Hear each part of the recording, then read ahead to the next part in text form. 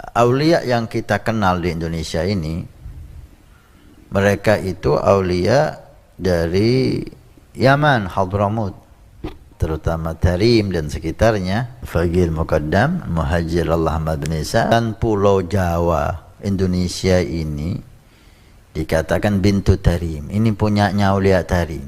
Tapi kita pernah dengar dari para salihin bahwa Indonesia ini milik aulia Tarim. Mereka sudah berani terang-terangan menghina para kiai, menenggelamkan para pahlawan, para alim ulama, dan bahkan mengakui Indonesia milik Tarim, Jawa milik Tarim. Ini kan kurang ajar Pak Imron. Kalau dibahas ini memang sampai pagi sampai subuh pun tidak akan pernah selesai Pak Imron.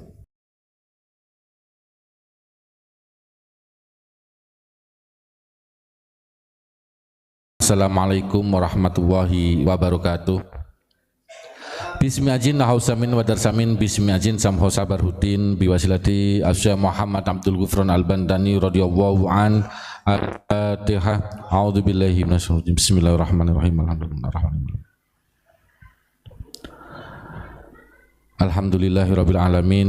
Kita malam ini masih diberikan kesehatan, fa insyaallah lahir batin, juga yang paling penting adalah istiqomah menjalankan apa yang didhawuhke oleh guru kepada kita semua, agar kita bisa memberikan contoh kepada umat bahwasanya istiqomah ini lebih penting daripada yang lain.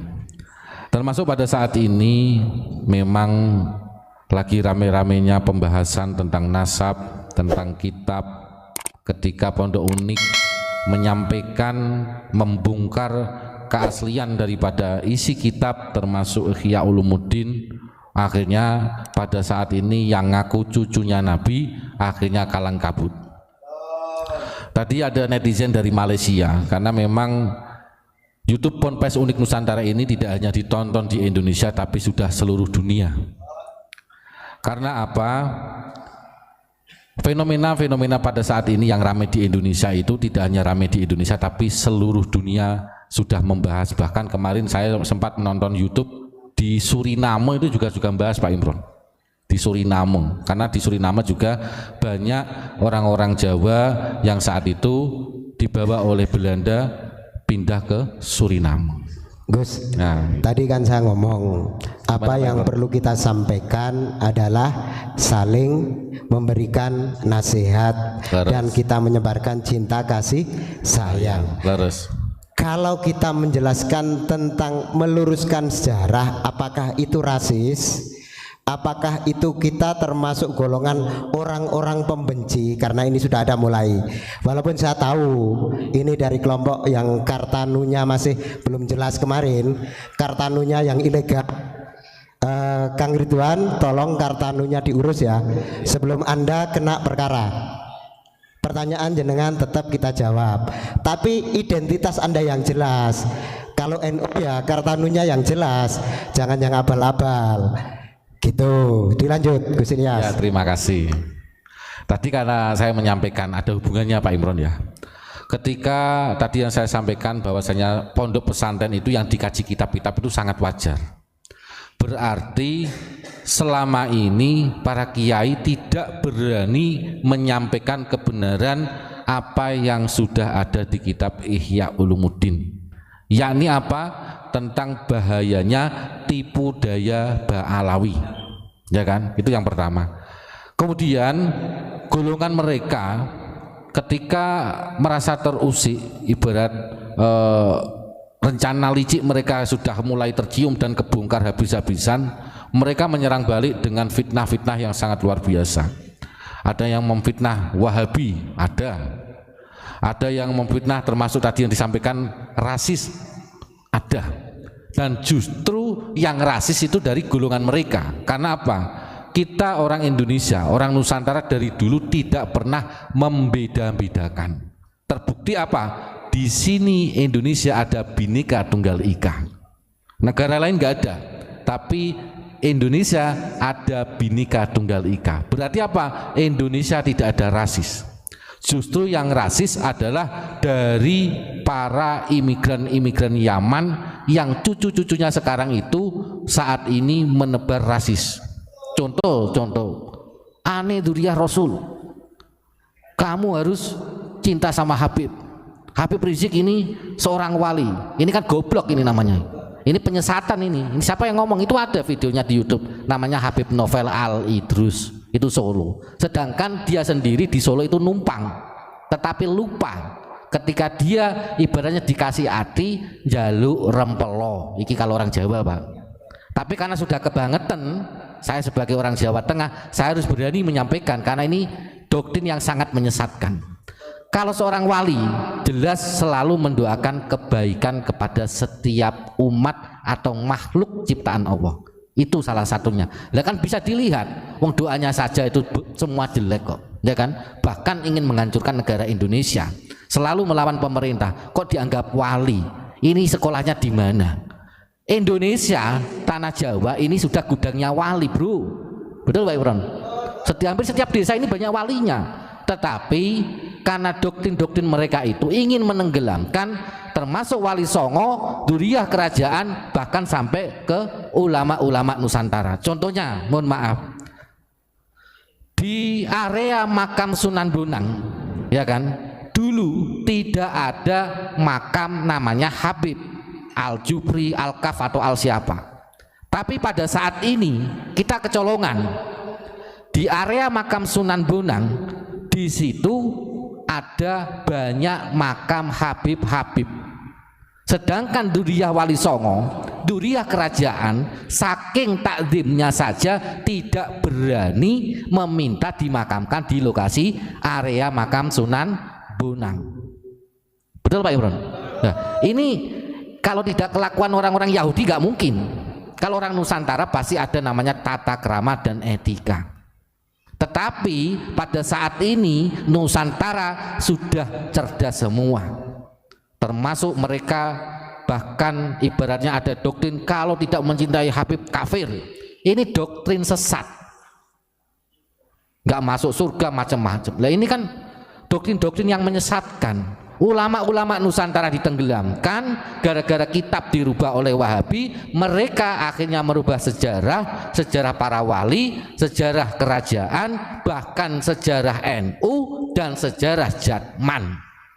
Berdirinya Jatman Torekoh itu pendirinya adalah Kiai-Kiai Qadiriyah wa Naqsabandiyah. Sejarah Jatman dirubah, sejarah NU mau dirubah, bahkan di tubuh PBNU sendiri banyak Habib-habib yang sudah menyusup di organisasi NU. Sedangkan muasis NU itu tidak ada yang namanya Habib. Bahkan mereka membuat tandingan 1926 berdirilah NU tanggal 31 Januari, maka 1928 mereka membuat tandingan, ya kan, yang didukung oleh Belanda pada saat itu, yakni namanya Robitoh Alawiyah. Kok sekarang ada doktrin antara kiai dan Habib tidak bisa dipisahkan dari dulu? Ketemunya di mana? Mereka justru malah memisahkan diri. Tapi pada saat ini mereka menyusup, mulai ranting, ya kan, MBC, PCNU, PBNU sampai PBNU, ya kan, ada yang muhtasar posisinya macam-macam. Ini NU mau dihancurkan oleh orang-orang tersebut. Kita pada saat ini harus sadar dan berani menyampaikan kebenaran karena ini kaitannya keselamatan negara kesatuan Republik Indonesia. Mereka sudah berani terang-terangan menghina para kiai, menenggelamkan para pahlawan, para alim ulama, dan bahkan mengakui Indonesia milik Tarim, Jawa milik Tarim. Ini kan kurang ajar Pak Imron. Kalau dibahas ini memang sampai pagi sampai subuh pun tidak akan pernah selesai Pak Imron. Nah gimana Pak Imron? Ini terspesial buat Kang Ridwan. Setuju enggak kalau Indonesia atau khususnya Pulau Jawa ini miliknya Tarim? Tolong Kang Ridwan 212 jawab di kolom chat. Indonesia atau Pulau Jawa ini miliknya Tarim. Setuju enggak sampean? Kalau sampean setuju berarti sampean bukan keturunan dari Nusantara. Ya. Berarti sampean sendiri punya etikat untuk menenggelamkan daripada leluhur panjenengan sendiri. Jangan-jangan nanti Ki Ageng Grebek diganti juga namanya. Ini yang sudah terjadi seperti Ki Ageng Penanggungan diganti. Kenapa kita diam? Nah ini tolong Kang Ridwan kalau masih station dijawab di kolom chat ini, setuju ndak kalau Indonesia atau Pulau Jawa ini diakui miliknya Tarim? Dijawab. Jangan bisa mengkritisi, tapi saya juga bisa mengkritisi daripada apa yang Anda lakukan. Artinya apa? Kita berusaha jangan sampai leluhur kita ditenggelamkan oleh orang-orang yang mempunyai kepentingan untuk merusak daripada Indonesia ini. Kalau jenengan nggak berani jawab, berarti jenengan mengakui bahwasannya Indonesia miliknya Tarim ini salah, Jawa ini miliknya Tarim salah. Kalau jenengan nggak berani jawab, kalau berani jawab hebat. Berarti Anda bukan orang Nusantara, nggak pantas pakai KTP yang berlogokan Pancasila. Harusnya Anda tinggal di Yaman yang kedudukannya Tarim. Terima kasih. Ya, Pak Imron semangat sekali nih. Semoga beliau selalu diberikan kesehatan. Amin. Selain itu Pak Imron, ada doktrin lagi bahwasanya mereka menyampaikan bahwasanya Indonesia Wali Songo dari Yaman. Kenapa? Sekitar 2 tahun yang lalu kalau nggak salah, saya masih ingat di Sunan Ampel, karena di situ mengundang Habib ya, beliau menyampaikan, Habib tersebut itu menyampaikan bahwasanya Sunan Ampel ini dari Yaman. Makanya sekarang termasuk kejadian di area makam Eyang Sunan Bonang ini, Habib itu sudah berani, sudah tidak punya etika, berani dimakamkan di area Sunan Bonang. Ini bisa dicek yang jenengan sering ziarah Wali Songo, kalau di Tuban monggo ziarah ke makamnya Sunan Bonang. Di situ ada makam-makam Habib, sudah banyak di situ. Nah ini kami sebagai dzurriyyah Wali Songo kalau bisa secepatnya dibongkar itu makam Habib, kurang ajar itu. Ya mungkin terima kasih, saya agak terima kasih. Ya nanti biar disambung lagi Pak. Masih lagi ya tuh ya Allah. Karena gini. Sekarang itu memang oknum-oknum Habib dan bisa dikatakan sudah menyeluruh ya, sampai ke pelosok-pelosok desa. Kenapa di Tulungagung ada petilasannya Pangeran Benowo juga diganti Al-Muhdor? Karena di Tulungagung ada Habib yang bermarga Al-Muhdor, pasti akan diganti sesuai dengan marganya. Lah wong Pangeran Benowo ini trah kerajaan asli, trah Wali Songo, kok Habib berani-beraninya merubah menjadi Al-Muhdor? Kamu itu, kalian itu harusnya sadar, di Indonesia itu dibawa oleh Belanda. Termasuk Utsman bin Yahya ini adalah penjahat yang ada di Indonesia ini. Ini harus dipertegas dan harus dijadikan sejarah bahwasanya Utsman bin Yahya adalah penjajah yang berkedok agama di Indonesia. Kenapa seperti itu?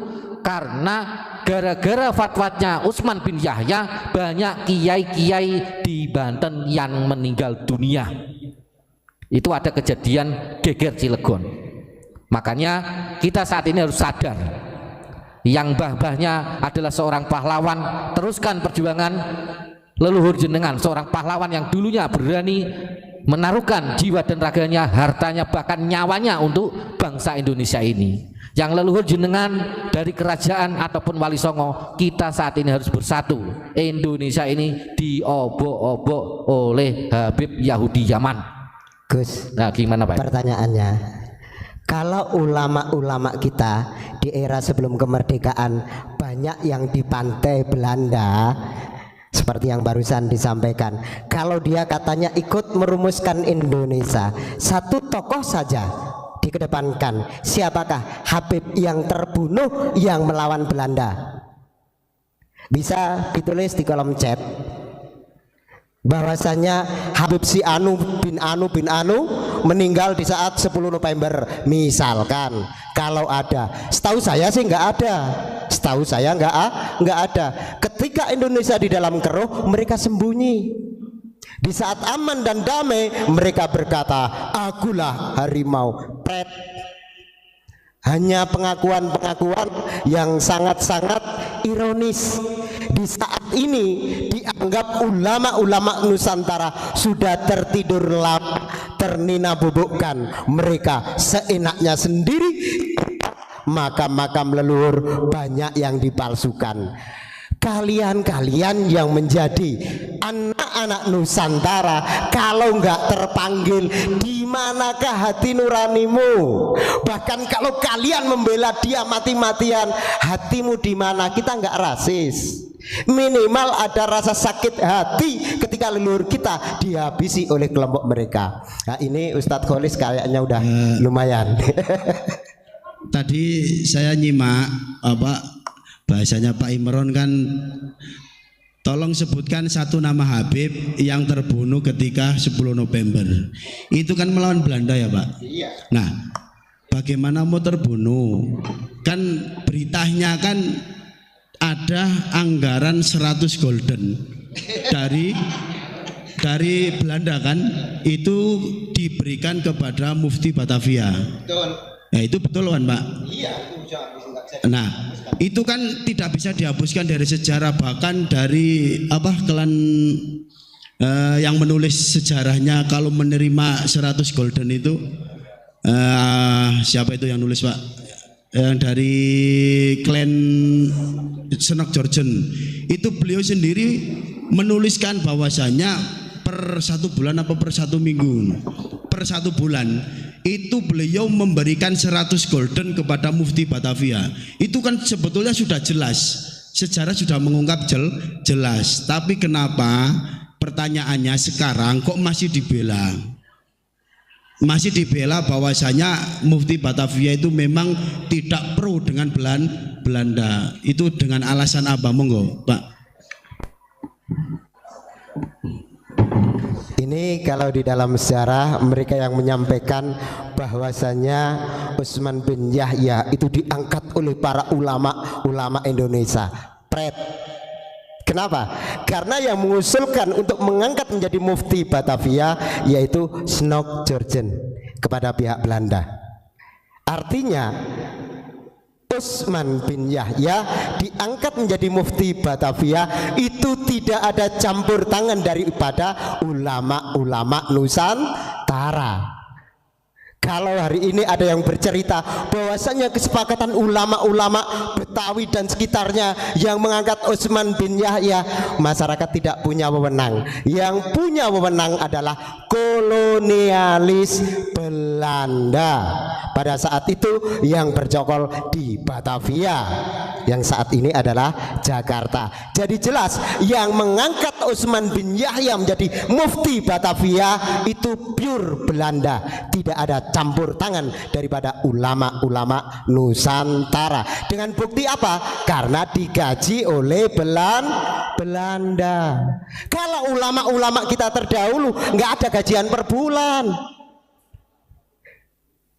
mereka sampai dibela-belain supaya santrinya bisa hidup, bisa makan, bukan malah mencari bayaran. Lah hari ini kita diputar balikkan sejarah itu, seakan-akan Utsman bin Yahya itu diangkat oleh alim ulama yang ada di Betawi dan sekitarnya. Mohon disadari hal tersebut, karena di dalam catatan sejarah tidak pernah terhapuskan, dan di salah satu kitab yang dikeluarkan oleh Utsman bin Yahya, orang-orang yang melawan kepada kolonialis Belanda termasuk golongan pemberontak itu masih tercatat rapi di dalam kitabnya Utsman bin Yahya. Moga Gus Ilyas disambung. Ya, terima kasih Pak Imron. Memang sejarah ini harus kita ungkap dan kita sampaikan kepada semua masyarakat Indonesia. Karena apa? Doktrin-doktrin mereka pada saat ini jelas sudah menenggelamkan ulama Nusantara. Kalau kita belajar sejarah, mulai kita nggak usah jauh-jauh Pak Imron ya, sekitar tahun 1700-an, 1742 itu ada namanya geger pecinan, yang mana diprakarsai, dipandegani namanya Raden Mas Said. yang sampai akhirnya ada namanya perjanjian Giyanti yang apa namanya, ketika terjadi perjanjian Giyanti itu sampai terjadi pisahnya kerajaan Kasunanan Surakarta dengan kerajaan Mangkunegaran. Ya, Raden Mas Said inilah yang masyhur dipanggil dengan Pangeran Samber Nyowo. Kemudian setelah itu tahun 1800-an dilanjutkan yang termasuk dipimpin saat itu Pangeran Diponegoro. Setelah Pangeran Diponegoro selesai, masa setelah itu adalah masa ulama-ulama Nusantara, yakni Syekh Nawawi Al-Bantani, Syekh Abdul Karim Al-Bantani, Syekh Asnawi Al-Bantani, termasuk ada Mama Rende, termasuk Mbah Ibrahim Brumbung Pranggen, termasuk kemarin yang di Purbalingga Syekh Nahrawi, termasuk Syekh Junaid Al-Batawi, termasuk Syekh Mahfud Termas, dan Mbah Soleh Darat. Saking banyaknya ulama-ulama Nusantara yang saat itu menjaga Timur Tengah dan menyelamatkan Indonesia, sampai terjadilah kemerdekaan 1945. Indonesia dari dahulu selalu direbutkan dan alhamdulillah selalu gagal. Makanya pada saat ini mereka memakai yang namanya politik agama, yakni politik salju, dengan lemah lembut, ya kan, dengan cara yang santun. Akhirnya karena orang Indonesia ini dasarnya lemah lembut Pak Imron, Rohman Rohim dan welas asih yang dikedepankan, akhirnya Indonesia itu ngalah diam. Tapi karena saat ini sudah waktunya kita pada saat ini melawan dan meluruskan sejarah-sejarah yang sudah dirubah atau dibelokkan oleh orang-orang tersebut. Makanya sekarang alhamdulillah banyak yang sudah mulai sadar, banyak yang sudah mengkaji sejarah, banyak yang mengkaji termasuk kitab-kitab kuning yang sudah dirubah Wahabi. Kemarin ketika kita live dari panitia Ki Ageng Ngerang sudah jelas, di Desa Trimulyo Kecamatan Juwana Kabupaten Pati itu ada makam jelas, ada batu nisannya yang ibarat secara penelitian diteliti sekitar tahun 15 Badan Arkeologi. Kenapa membuat tandingan baru? Katanya itu Pak Suparman itu diutus orang. Lah, siapa yang mengutus ini? Kan gitu Pak Imron. Kita tanda tanya besar. Kenapa ibarat tanah kosong tidak ada apa-apanya kok disuruh buat makam Sunan Ngerang, seakan-akan ada dua makam di daerah tersebut, hanya beda desa dan berdekatan. Ini pasti ada oknum yang ingin merusak sejarah Indonesia. Dan alhamdulillah Pak Parman yang membangun makam Sunan Ngerang yang ada di Desa Pekuwon, saat itu juga membangun gapura yang ada di Desa Trimulyo Ngerang. Akhirnya beliau mimpi ketemu dengan Ki Ageng Ngerang dan sampai ditegur, mungkin bahasanya dimarahin Pak Imron, sampai beliau menyatakan getun atau menyesal telah membuat makam yang ada di Pekuwon. Tapi sudah terlanjur gimana? Itu kurang lebihnya seperti itu. Monggo nanti akan dilanjut lagi oleh Ustadz Kholis dan Ustadz Rimbun. Terima kasih. Assalamualaikum warahmatullahi wabarakatuh.